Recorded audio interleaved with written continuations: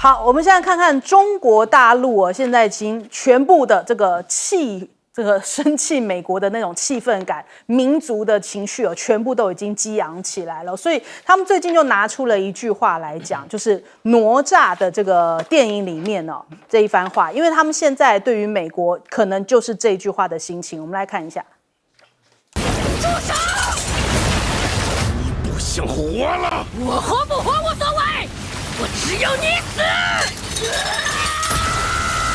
对，现在就是这个哪吒的心情，我跟你鱼死网破，我跟你不死不休哦，所以现在已经反映出来，中国大陆我就跟你斗到底。然后呢，这个哪吒的6只手来打爆美国，包含了卖美债、加关税、降人民币、限制稀土、反制裁，还有拉战队哦，就开始用这种各种方法，我跟你就是我不活也没关系，我跟你斗到死啊。那再来，我们看到很多包含了微博、百度啊、抖音啊，现在全面的通通都是霸榜的，都在前面的，都是中美的关税哦。那中国大陆的一些网民也在下面哦，就是这个爱国的情绪整个被挑起来哦，数十万的留言哦，包含了一些民族情绪，全部都燃起来了。他们讲说，你要打多久我们就打多久，一直打到胜利为止哦。这场仗我们不打，就是我们的子孙打，还是我们来打吧？惹谁不对，惹我们中国人哦。所以他们现在是非常愤慨的一个情绪。那就连这个外媒到这个北京、上海街访哦，那民众都在讲说，这是川建国，如果变成热战，我们也不害怕。那甚至在抖音上面还有出现这样子，叫做对等关税参战纪念碑哦，参战纪念中美对等关税，然后就这样子硬碰硬啊，大家就开始去买，就是说我们就再怎么样，我们都要挺这个国家一起来对抗美国。那其实现在中国大陆已经开始有逐渐出现了脱钩的现象，中美的大脱钩时代已经来了，包含了我们在讲说卖美债这件事情之外呢，其实就连这个液化天然气也已经60天没有进口了，这是彭博出来的一个消息，说这已经是5年来最久的一次。那因为现在目前的地缘政治冲突已经开始让这个中国大陆停止购买美国的液态天然气了。那再来还有大陆的陆股国家队。昨天也是出手了。我们看到了很多这个新华社形容啊，这算是中国版的平准基金哦。他们大概手上的银弹有4.5兆，这是相当于台币4.5兆的这样的一个数字哦。那他们现在就是全面的挺这个陆股，不能被美股给影响。那这个是官方来说的话是有这样的银弹，但民间来说情绪更高昂哦。你看看呢，现在这个摩根士丹利都看好说，现在各方都在涌入到这个中国大陆的资本市场哦，因为看到这样的组合拳哦，信心已经摆在那边了，所以很多人就是加码，上市公司也在加码回购，那民间股民也纷纷发声。说什么怕毛了，我今天加码就当为国捐款死老子也要站着还有股民讲说，我一股不卖就跟美国干到底啊！还有人讲说，我明天全仓杀入股市就当做为国家贡献了。所以看起来整个爱国情绪是被挑动起来了，就是因为川建国的关系所以就是这个美国财长还讲说，我们不排除要把这个中国股票在美国下市所以是不是美国不想投降的太难看，还要用这种放话的方式？那我们来看一下大陆的股市我刚刚查了一下，今天陆股仍然是非常的强势那3大指数通通都是收红，那创指甚至还劲扬了3%消费性电子股全部领涨，就是他们内需通通都要冲起来所以看起来这个完全不受美国这样子的威胁而示弱。那另外还有全球是不是要联手中国大陆来抗美我们看到中国大陆跟欧盟、东协，甚至包含加拿大都开始要跟中国大陆联系上来，要站队中国大陆这边那最近中国国家主席习近平呢，他就讲到了一番重要谈话，命运共同体他说要统筹国内国际2个大局发展安全2件大事，高举人类命运共同体的旗帜以安为与共，求同存异来跟周边的国家共创美好未来。那商务部跟欧盟、东协、马来西亚也在讨论这些加征对等关税的事情。那其实包含了像日韩呢，也都有跟这个中国大陆正在这个有一些联系接触哦，也有一些这样子的一些想要破除美国关税影响的一些措施啊。那接下来我们看一下，目前在亚洲呢，习近平也会在下周出访东南亚3国，大概是在4月14到17对马来西亚进行3天的国事访问哦。那马来西亚现在也是站队，就是说表态支持大陆的立场。欧盟跟加拿大呢，其实欧盟看到了中国大陆这样硬起来哦，也宣布对美加征25%的关税。那还有一些欧洲的学者讲说，我们应该要再加码对美国的科技巨头开刀，因为美国科技巨头才是赚最多我们的这种服务费啊，就是他们收了一堆这种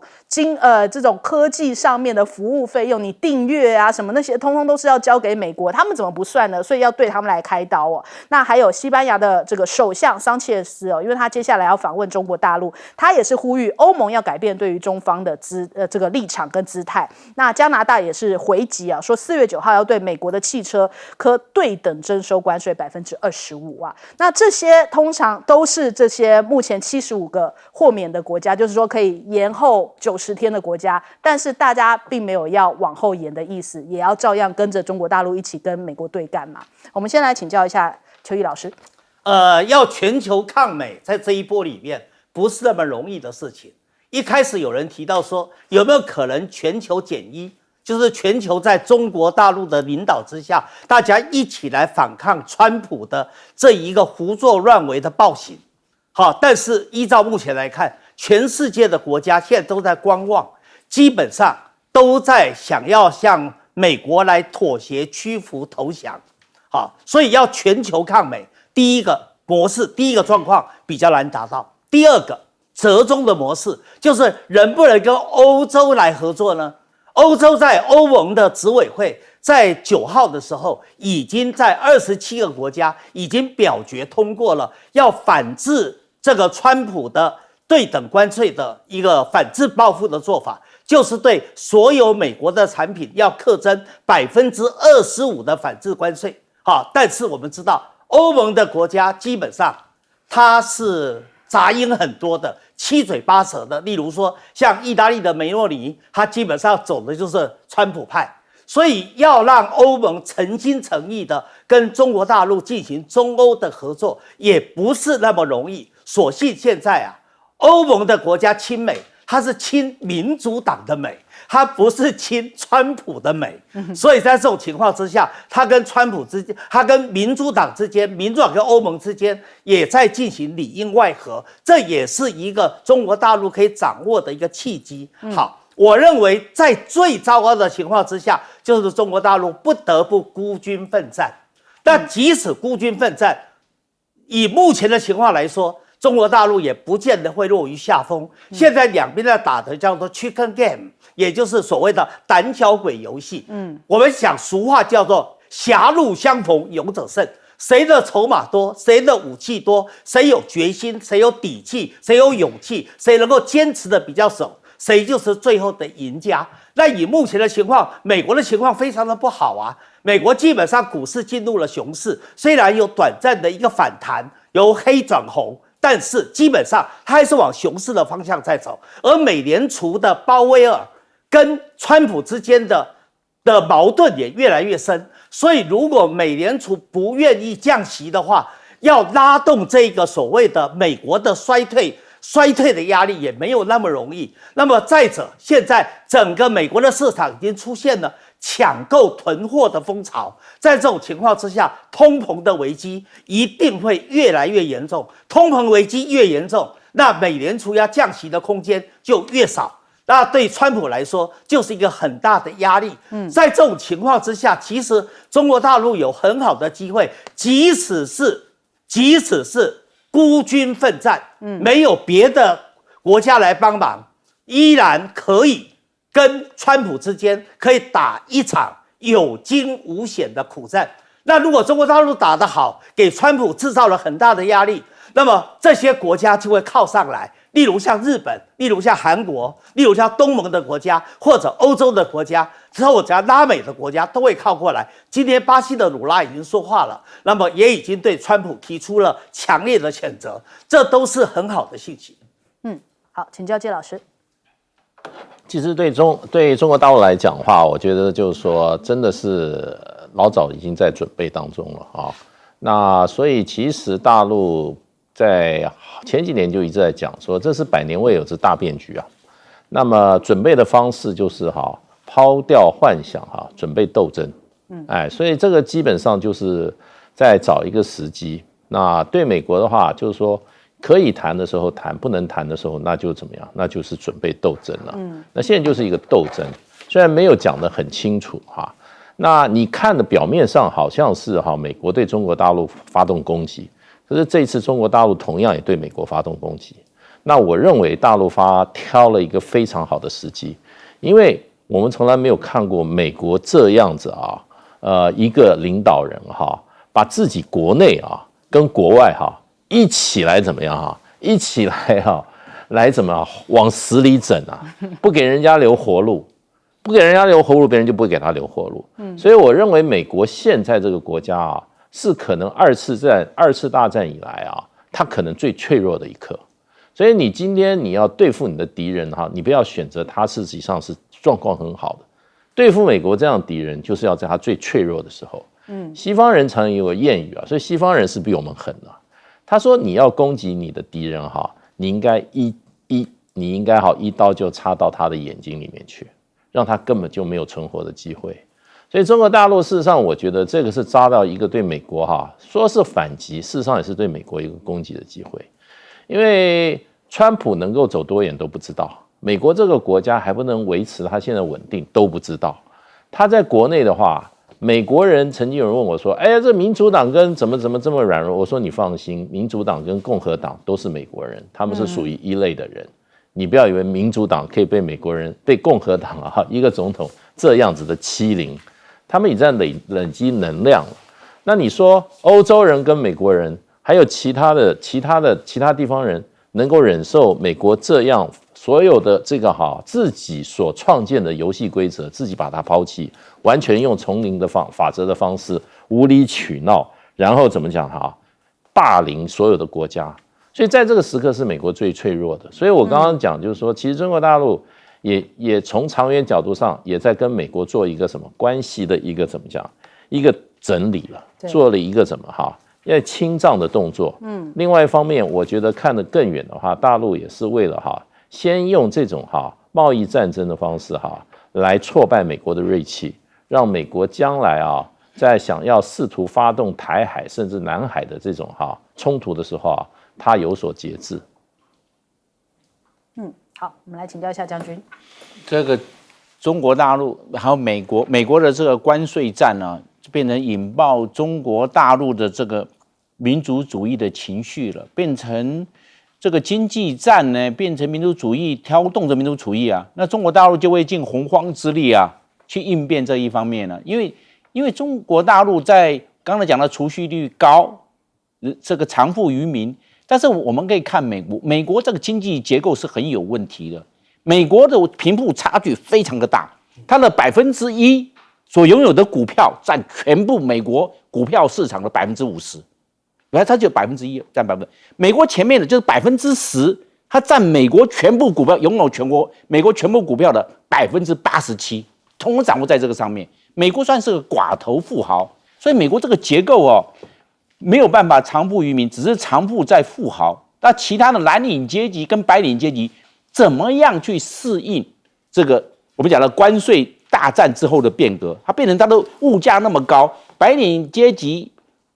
蓝领阶级它怎么样去适应？没有办法适应，因为它已经晚囊羞涩，囊空如洗，没有办法去做应变。所以美国这个问题，它怎么样去跟中国大陆？因为中国大陆呢，看中国大陆它这些的民族主义只要一挑动，就跟我们讲到的抗美援朝，它整个上去了，它根本就是不要命了。就跟刚才哪吒所提到的，他根本都不要命，他就是不要让对方活下去，是这个样。所以他认为这个不只是这个经济的问题、贸易战的问题、关税战的问题，它已经外溢出去了，外溢出去变成这个民主情绪、国家情绪的挑动。我认为这样子的来看的话，对世界的这个经济的发展来看呢，是负面的，是不健康的。好，我们先休息一下，广州马上回来。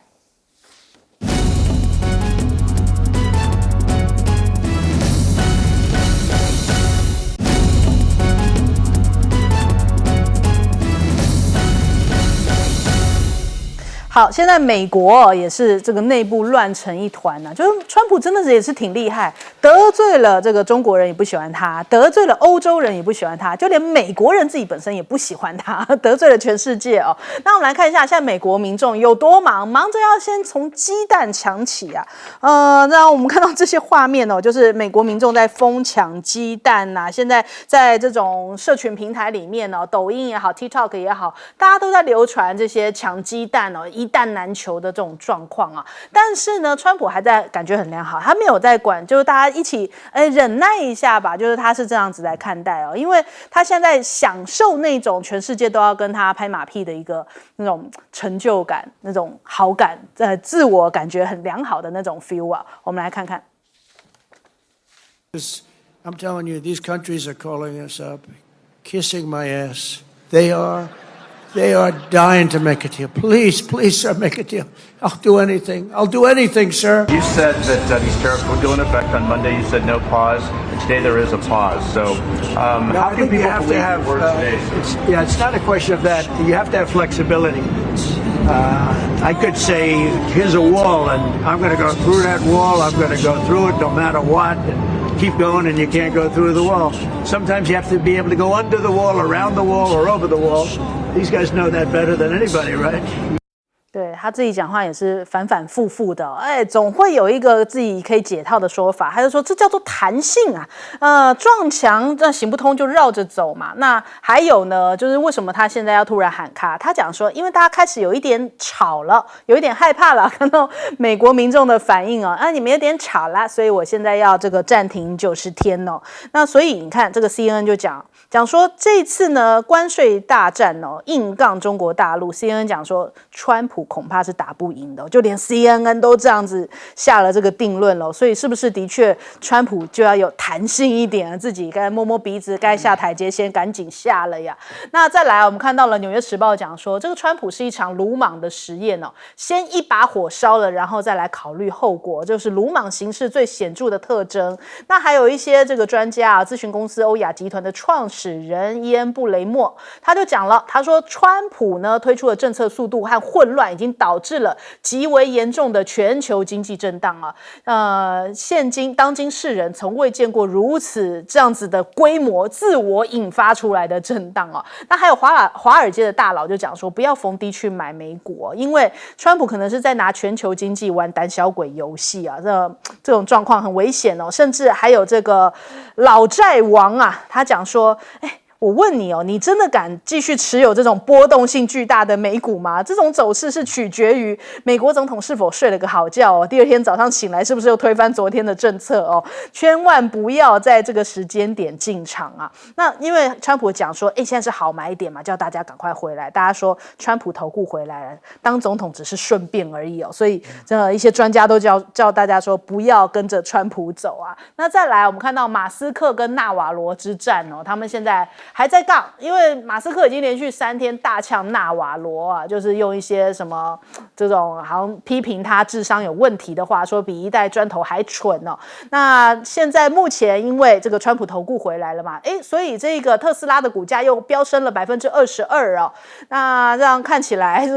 这个也算是马斯克松了一口气。那就连这个央视也在这个有相关的报道，就是说，美国媒体起底川普的关税政策的荒唐起源于谁呢？就是纳瓦罗，说他早期其实旅居于亚洲，所以他深信中国正在进行掠夺性的经济还出了好多本书不止这2本2006年他出版了这个《中国战争即将到来》，就在讲说中国的发展对人类是个威胁啊。那2011年又出了这个《致命中国》，还被拍成了纪录片然后当时也造成了轰动。那川普还选为这是他最爱的书之一，也是被川普延揽进白宫的主要原因。2018年中美的贸易战全面开打，当时纳瓦罗也是在这其中啊。那还在白宫的简报上面讲说，中国必须为自己不公平的贸易付出代价。所以现在是不是马斯克也是，因为他主要是比较是倾向中国大陆嘛，这个亲中的这样的立场跟纳瓦罗完全南辕北辙，所以两个人是越吵越凶哦。那首先我们请教一下邱毅老师。在网络上有流传一个这样的笑话，说有一位川粉，这位川粉邀了一位川普内阁的官员到他家里来做客，而他们为了表示对川普政策的支持，所以他事前打电话给他老婆，所以要把家里面 Made in China 的所有东西都要藏起来。这样子的话才让川普觉得说大家都在拥护你川普的这个反中抗中的政策。结果呢，他到了家里头吓了一跳，门没有了，窗户也没有了，里面所有的家具，什么桌子椅子全没了。这时候正在压抑的时候，他的老婆出来了，他的老婆是赤裸裸的出来，连衣服裤子都没有了。所以就证明了现在大陆在8年磨一剑，他基本上已经对美国的依赖已经非常的低了，而美国对大陆的生产出来的日用品的依赖非常的高。现在大家都在抢购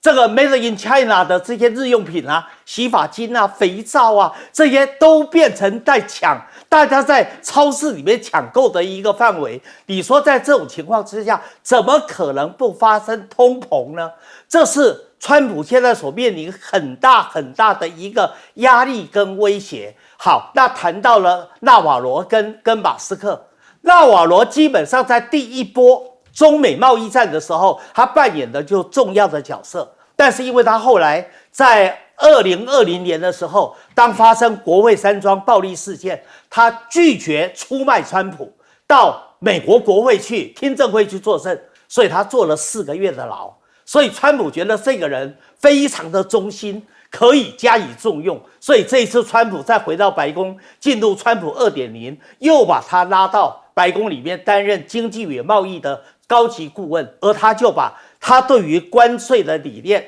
那么给了川普做了推荐，产生了这一次的第2波的中美的贸易战。而这一波中美贸易战最要命的是什么？因为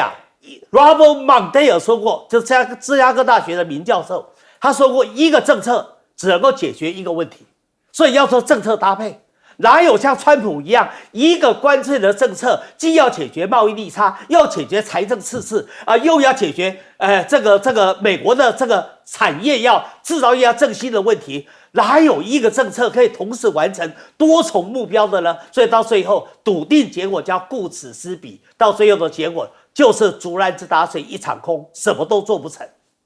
好，来请教季老师。其实这个经济学的问题跟政治学不一样，经济学是科学，所以经济学用很多的数学在里面，它的指标也有相当的非常高的客观性所以川普这一次他这个改弦更张我这些都收了这个贸易战等于是收兵了嘛，对不对？对中国大陆是无法收你收的话，中国大陆也不会收照样您的80几%还是在那就变成就是说，他今天他为什么做这些事情？就是两个指标出问题一个股市出问题，一个债市出问题这个对一个国家经济来讲是相当致命的所以他可以控制他的关税，他控制不了股市，他控制不了债市，所以这个两个就让他怎么样？让他立刻鸣兵收兵。所以川普他的政策受到了严重的挫败，那可是呢，对中国他还不放他还会有更大的挫败出来。为什么？因为美国来讲的话，他一般老百姓不是都像川普那样每天可以这样衣着光鲜那个领带每天换美国的老百姓食衣住行都是在这几个地方一个是沃尔玛，一个是 Target，这些它里面的产品几乎70%都是中国去的，对不对？那基本上现在美国已经有些这些沃尔玛 Target 它的那个货架上面的货那已经有一点稀缺了，对，因为大家在囤，第一个大家在抢购，第二个呢手上有货的他现在囤积，那所以就变成就是说他下面遇到的一个最大的挑战是什么呢？就是他单挑中国的问题了。那就是说老百姓在货架上过去看着好堆得满满的货，结果突然给你空了。那空了，过一阵子可能会出来，他发觉价格是可能贵了1/2，甚至1倍的成长，那这个民怨就出来了。你怎么解决？你认为只有你的晶片是稀缺产品吗？我告诉你，中国大陆提供美国的很多民生用品也是稀缺产品，它的替代性不高。你川普过去8年，川普1.0的时候，你就针对中国的货品，你成功了吗？没有成功，因为中国大陆就是有那个做任何产品，它都可以做到什么？替代性的产品不高，要不然就是性价比根本没有办法跟中国的产品做比较。而且中国大陆是完整的产业链，它基本上怎么样？是世界最大的工业国家。所以就是说，你其他国家你没有中国的帮助，中国这样完整的一个产业链，你做不出来的。所以我认为，川普基本上他目前暂缓了自己的燃眉之急。可是呢，美国老百姓在他发觉他的民生必需品已经开始买不到，然后呢买不到以后出现以后又高这个价格往上猛涨的话，那是川普立刻很可能在1-2个礼拜内就会面临到的一个考验。而且星期六现在目前美国人也是串联要有更大规模的抗议走上街头。我们来问一下将军。川普的关税这缓90天呢，我们可以看得出来这是内外的压力，双面交攻，内部物价飞腾，外面的话大家都因为关税上涨，大家都不出货了，那这样大家内部开始囤货抢货，这个期货居奇变成这个状况。那川普他可能忘了一件事情，就是欲速则不达，他想要来改革他的经济的体制，欲速则不达，见小利则大事不成，这是很简单的道理啊，也没有什么这个很大的学问。结果适得其反，而进入了相反操纵区，就是他花的功夫更大，结果呢，他所能够获得到利反而变小了。这进入相反操纵区跟飞行一样啊，进入相反操纵区，你的速度越小，马力要越大才可以啊，变成这个状况。他应该从他的结构性问题来调整，人力成本太高，这很清楚的，美国就是人力成本高嘛。那这个是从产业结构来调整，它的产业结构，这个金融市场衍生性的商品太多，制造业萎缩，造成美国的产业结构失衡，这是美国最大的问题在这边嘛。所以它这个赤字就越来越大，没有办法来改，所以应该从产业结构来做调整，而不是一直往衍生性的商品去发展，造成目前的这个制造业大萎缩。所以我们来看呢，缓90天呢，我相信这缓90天是川普始料未及才会有这种应变的计划。美国跟中国大陆不一样，中国大陆赚到的钱除了存起来之外就是买房买黄金，他不是把它花掉。美国不一样，美国是把这些钱都花光，只赚100块只存4块钱，其他的这个付完的这些消费性的之后，其他都在股票市场，所以股票市场风吹草动美国这些大众升斗小民有如惊弓之鸟，杯弓蛇影，变成习不耍侠软，然后夜不成寐，变成这个状况所以美国在这个地方，它这个是股市大跌之后，又造成物价飞腾，股市一跌，大家钱包薄了，那又物价飞腾，大家又买不起了，变成双剑交攻，双剑攻心，在这个状况下，川普还不得不改弦易辙嘞。这个时候你还能够不来缓一缓吗？一定要来一个缓兵之计，所以缓3个月90天，来这样子来救美国的这些相关的这些我们讲到了美国社会大众，不管是他的中产阶级也好，或者蓝领白领阶级。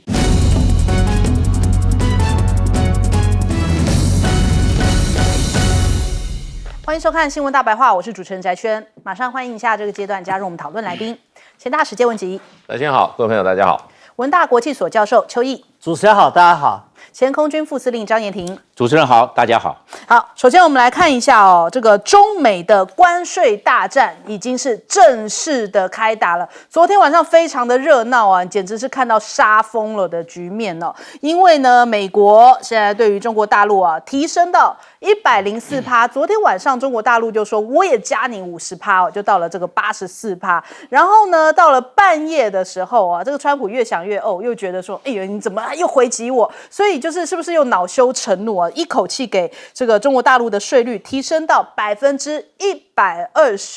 所以我们看这个微博热搜其实第1名到第5名都是中国大陆的强烈反击。这反映出来什么？这反映出来现在这个整体的这个关税大战已经是吵到整个群情激愤这个全体中国人都已经烧了起来了。那我们来看到了，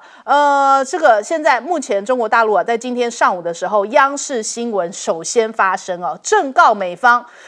逼迫世界各国打电话认输的野蛮人，永远不要指望等到中国的电话所以这已经是明确的说，我们不会跟你通电话，你还在那边讲说什么？哎呀，我可以什么宽宏大量的接一接习近平电话，他已经告诉你。别想，我们不会打给你那再来，这个大陆还一口气制裁了18家美国的军工企业那他说，这个大陆商务部讲说，已经会列入到不可靠的实体清单。那不止如此大陆还大卖美债现在已经有传出来这个抛售美债的报复传出中国大陆的高层下令抛售500亿美元的美债那剩余持有的美债也将会逐步出清。然后消息立刻引爆美债的殖利率在9号的时候全面的暴跌。那就有分析指称这个是向房间里的人扔出一颗手榴弹所以这个回击非常的强硬，也非常的痛，是不是让习近平真的有点这个吓到这样子的一个回击？所以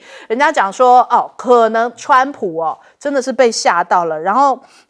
这个我们来看看这个，他说游戏不是这样子玩的，大陆故意放贬人民币来抵消关税冲击。他说哎呀，这个他们很厉害，讲说中国大陆不得不佩服他们，但是你们太爱面子迟早会派人来跟我谈判的。但是这一波冲击已经让美债市场率先中箭下马，10年期的公债殖利率已经暴跌了大概30个基点30年期的殖利率更是飙破了 4.82， 已经创下疫情以来最大单日涨幅。那川普早上才决定要暂缓关税CNN 讲说，就是因为这个美债剧烈的震荡吓坏了财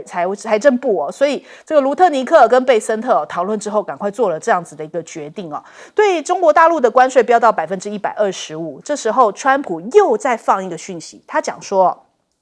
习近平是我的朋友他说习近平是我的朋友他可以说变就变，我们都有点看傻了，就觉得说真的是怎么说来就来他还这个文情并茂的他说习近平是个聪明人，我们会达成一个很好的建议，他是我的朋友，我愿意跟他见面那这个是他的讲法。然后另外一个在创双簧就是好像是不是软硬两手这个美国的商务部跟财政部长喊说不会与中国接触，那是川普习近平的，就是说他们两个见面是他们两个见面，但是我们是不会我们是对中国大陆是很强硬的。所以这个牛弹琴这个大陆的官媒就讲说，其实市场的反应已经很明显啦，美国政府吓坏了，债券市场波动已经不能再拖了，它必须改变，所以总是说最狠的话，却赶紧找了台阶下了。那再来我们看一下中国大陆其实也透过外交部在 X 上面不断的发文，我们前2天有放了这个雷根的一段话嘛，毛宁现在又放出最新的一段话这一段话是中国国家主席习近平的话，是不是也代表他们对美方说的一番话？我们来听一下。中国人民不惹事儿，也不怕事，在任何困难和风险面前，腿肚子不会抖，腰杆子不会弯。中华民族是吓不倒、压不垮的。好，昨天这一番话也是在这个各个大陆的社群平台上面，大家都疯狂喊赞，就说什么啊，为自己的国家加油哦！所以大陆人民现在目前真的是群情激愤。那我们来看一下这一番这个时间轴，就是中美之间你来我往的密切，你打我一拳，我打你好几拳这样子的一个过程哦。4月3号，川普就是对等关税这个解放日出来，大陆立刻回击，在当天呢，外交部的发言人就出来讲说，我们会维护自身正当权益，而且马上端出5招。先有一个人出来喊，马上就是我加征你34%。然后4月4号，那川普又出来风凉话一下，说：“哎呀，大陆他们慌了，他们承担不起哦。”结果呢，真的慌的是美股暴跌了3天。然后4月8号，中国大陆立刻回击呛美，就是各个单位通通都出来讲说，我们奉陪到底，不惹事也不怕事，而且 A 股多家这个公司也开始出现增持的计划，就是全面挺住稳住经济。然后4月9号，中国大陆呢看到美国加征关税到104，立刻又是晚上就马上宣布加征到84%，加征50%哦。那下午的时候还给了你一个白皮书所以看起来一波波的这个反击力道，你打我一棒，我砍你10来刀那种方式在做回击。所以现在中美真的算是一种正式宣战的局面哦。那看到这个中国大陆那么硬气，就连日本跟中国大陆一直会有一些好像这个矛盾的这个，他们现在都有一些日本网友在讲说，我们真的应该要学习大陆一下真的是不得不佩服中国大陆，也忍不住要暗赞那我们先来问一下介老师怎么看？我想就是说，这个中国大陆事实上老早就已经大概政策已定了，这是对美国来讲的，美国掀起的贸易战，中国大陆是寸土不让。因为王文涛中国大陆商业部长，大概在就是说美国开始这种关税战以后之前呢，大概差不多将近1个月前就讲了，中国大陆政策就是以其人之道还治其人。那这个讲这句话的时候，我想就是说大陆都已经规划差不多了，就礼尚往来了啦。对，就这样，以其人道还治其人之身。那最主要就是说，大陆有这个条件，有这个底气，那有这个实力啦，有这个实力。那其实要整个来算一笔账的话，其实川普1.0的时候，中国大陆这个外销对美国的这个依赖几乎是将近2成。可是去年底大概中国大陆整个的外销总额那美国占的比例只占到 15.7 了。那 15.7 的话就已经降了差不多快将近 5.5 个百分点了。所以就是中国大陆一直在分散市场，一直在分散市场。另外一个就是中国大陆最近几年的这个最近差不多10年就是经济体制结构的改革那国家的经济的发展动力已经尽量减低贸易战的比例了。那要所谓的推动双引擎的发展，那也就是大量的怎么样发展这个内部的消费国内的消费，让国内的带动经济成长的比重增加这两个过去8年事实上让中国大陆对美国这个经济的这个相互依赖性降低了很多。那另外一方面就变成就是说，再加上中国大陆事实上过去8年在科技上对美国的依赖也在降低。所以呢，事实上的话，中国大陆就是说，整个对美国的整个反击的能力已经经过8年、10年的建构已经对自己有很大的信心了。所以虽然去这个整个来讲的话，我们可能看到5447亿这个数字是去年中国大陆外销美国的量美金的这个市场可能会产生重大的变化。那可是我觉得中国大陆应该这个估算我看他们这个在很多的这些出口商出口的产业，事实上他们已经开始在做市场分散。那主要就是欧盟、中东还有东南亚，那么还有国内的市场。所以我觉得就中国大陆事实上已经准备好了。那所以对美国的报复来讲的话，美国会付出的代价是什么呢？因为美国去年也卖了这个1435亿美元的产品到中国大陆市场，中国大陆市场目前给予美国80几%的这个关税以后事实上等于说对美国产品货品上面已经关门了，所以美国自己要去消化的问题。那还有就是说，在经济这个产生变化的时候，比较快速的变化的时候，你国内的体制是不是稳定？以中国大陆来讲的话，你看这个大陆的这个股票市场相当的稳定，那而且中国大陆国营企业基本上就是增持中国的股票嘛，也等于就是支撑自己的股票市场、资本市场相当的稳定。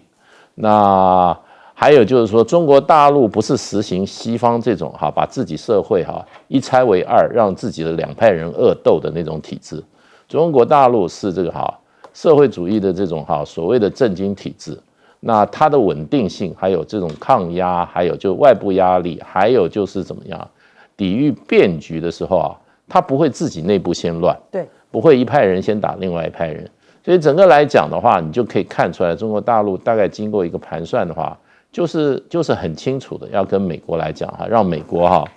不能够再继续嚣张去了。而且我觉得中国大陆跟美国在这个时候等于说先暂停一下，结一下账，然后呢跟美国关系重新厘清可能会发现对中国的长远发展是绝对是利大于弊的。对，因为除了货品贸易有害服务贸易，还有中国大陆这种资本从大中小型资本向美国的这样不断的流入，还有人才的这种被美国这种被美国这种吸走我觉得这些不是只是几千亿美金就可以算得出来的。所以我觉得大陆也想跟美国好先结一下账，然后呢打一下，看谁看谁比谁强。这就像昨天白皮书里面讲到，就是说你应该跟我的这个交流方式或者是往来的方式参考白皮书那如果你这个好话不听的话，那不好意思，就是这个硬的就来了。我们来问一下这个邱毅老师，中国大陆8年磨一剑，在上一次第一波的中美贸易战的时候，中国大陆措手不及，而且对川普不是那么了解。所以当时刘鹤在面对莱特希泽的时候，那么占据了下风，吃了一些亏。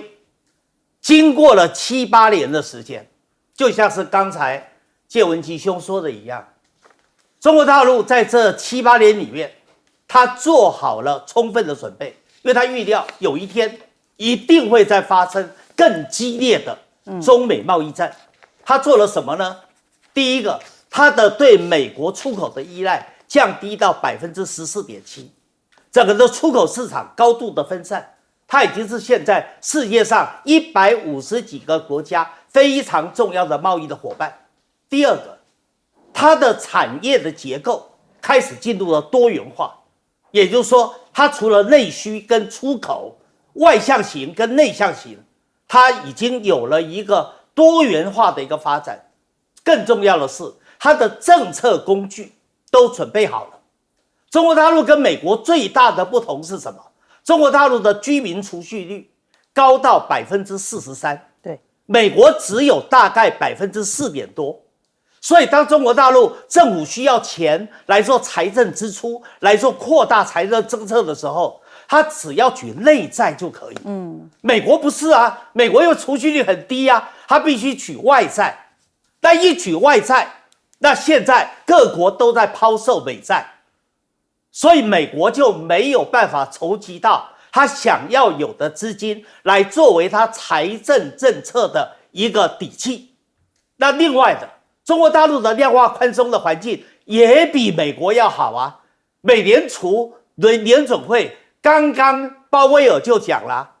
现在没有降息的空间。他已经直接拒绝了川普的要求了。再者，中国大陆对股市护盘的国家队也准备得非常的好啊。那么，甚至还有人也问过我，这国家队要怎么去护盘的一些细节性、技术性的问题。所以，他8年磨一剑，他早就做好了准备。也因为做好了准备，所以当这一次川普挑起了中美贸易战的时候，他有决心，他也有底气。他也有硬气，他也有筹码，所以现在中国大陆的致命的武器还没有拿出来啊。他致命武器至少3个，第一个就是刚才介兄讲到的，他有服务贸易的部分。单单去年，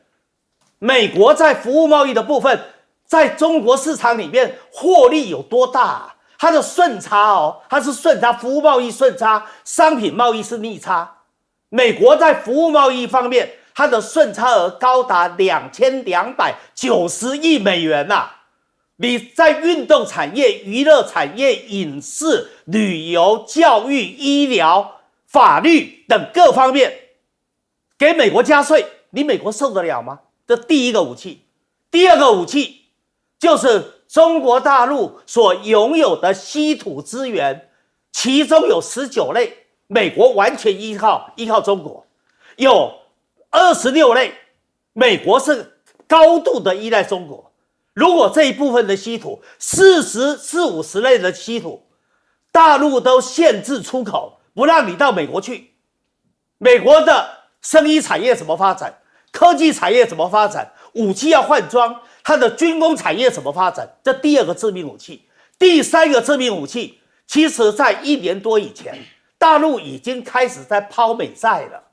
所以这一次很奇怪的，股市跌，债市也跌。在这种情况之下，美国面对了在债市里面筹不到美债啊，而且世界各国现在也在跟着大陆做，日本还有欧洲现在都在卖美债啊，而且要求说存在美国的黄金要运回本国啊，这对美国也是个棘手的难题。所以面对了大陆的致命武器还没有出笼的情况之下，川普心里当然知道急了，所以才会一日数变啊，政策变化了这么多，就是因为他慌了，他急了。如果你了解川普的交易的性格，你就知道他为什么会这么做。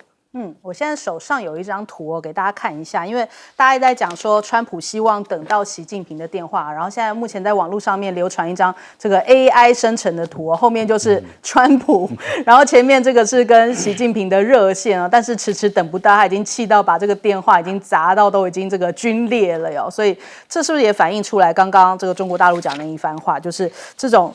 希望各国认输的野蛮人不要指望等到中国的电话。我们来问一下将军。那个川普对世界各国这个加码关税，然后又堆叠上来，又彼此的，大家一定会相对的报复。